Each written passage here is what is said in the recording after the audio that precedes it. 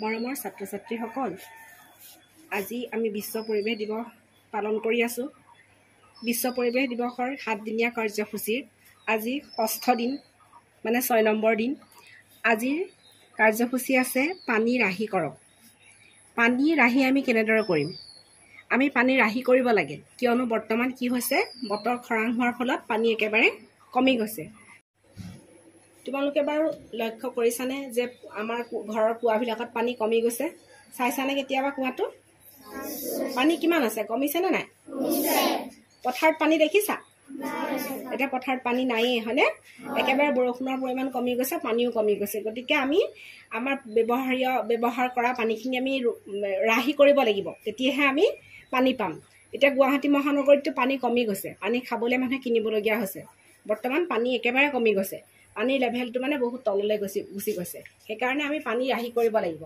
আৰু পানী ৰাহি কৰিবৰ কাৰণে আমি কিছুমান নিয়ম বা অভ্যাস মানি চলিব লাগিব। এই অভ্যাসবোৰ যেনে আমি যেতিয়া হাত ধুওঁ, ঘৰতে বা স্কুলতে যেতিয়া মধ্যাহ্ন ভোজনৰ আগত আমি হাত ধুওঁ, আমি পানী টেপটো খুলি পেলাই লগতে হাতটো ধুম, আকৌ পানীটো অফ কৰি দিব লাগিব। বুজি পাইছানে?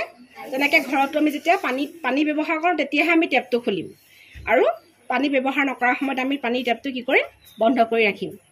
আমি যেতিয়া দাঁত ব্ৰাছ কৰোঁ, তেতিয়া কি কৰিম? ব্ৰাছ কৰি থকা সময়খিনিত আমি পানীৰ টেপটো বন্ধ কৰি ৰাখিম। যেতিয়া আমি মুখখন ধুম, তেতিয়া আমি পানী টেপটো খুলিম, মুখখন ধুম, আকৌ বন্ধ কৰি থৈ আহিম। আমি সেইটো সাৱধান হ'ব লাগিব। তাৰপিছত যেতিয়া আমি বাচন ধুওঁ, পানী টেপটো খুলি পেলাই যাতে আমি বাচন নধুওঁ। কিন্তু তোমালোকে যদি কোনোবাই তেনেকুৱা কাম কৰিছা যে পানী টেপটো খুলি আমি কাঁহীখন ধুইছোঁ, এইটো কাম কেতিয়াও নকৰিবা। কি কৰিবা? আমাৰ বাল্টিটো আছেই বহুত, বাল্টিত পানী গোটাই লৈ ভাত খোৱা কাঁহীখন ধুম। নহ'লে পানী বেছিকৈ নষ্ট হয়। পানী আমি ৰাহি কৰিব লাগিব। তাৰ উপৰিও যেতিয়া আমি গা ধুওঁতে আমাৰ প্ৰয়োজনীয় পানীখিনিহে আমি ব্যৱহাৰ কৰিম।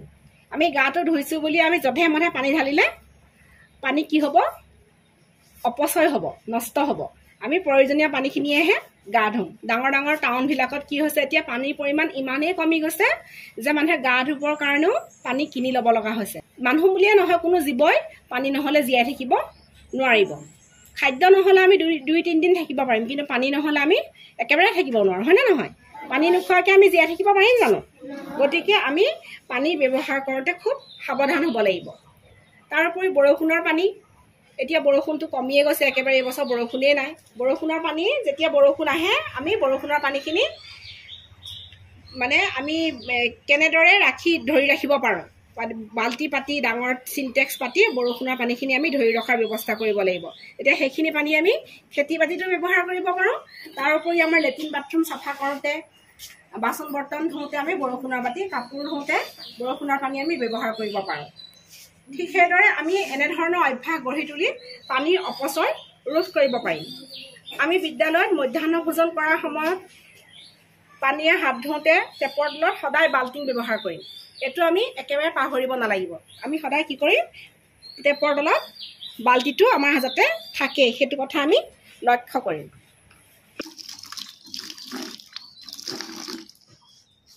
আৰু যিখিনি পানী থাকি গৈছে বাল্টিংটোত, আমি হাত ধুইছোঁ, খোৱাৰ পিছত আমি হাত ধোৱা বাচন ধোৱা পানী আমাৰ যিটো বাল্টিত থাকি গ'ল, সেই পানীখিনি আমি ক'ত ব্যৱহাৰ কৰিম কোৱাচোন? ফুলনিত, আমাৰ পাচলি বাগিচাত আমি সেইখিনি পানী ব্যৱহাৰ কৰিম। মানে সেইখিনি পানী আমি ফুলনি আৰু পাচলি বাগিচাত দিম। তেনেধৰণে আমি পানীৰ অপচয়টো ৰোধ কৰিম।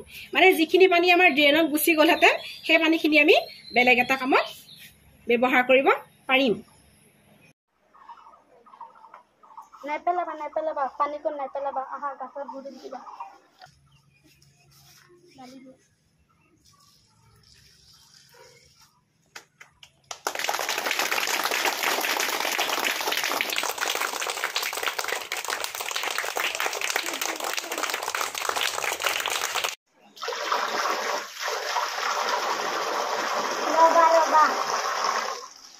হাত ধোৱাৰ পাছত পানীৰ টেপটো বন্ধ কৰিব লাগে, নহ'লে পানী নষ্ট হ'ব।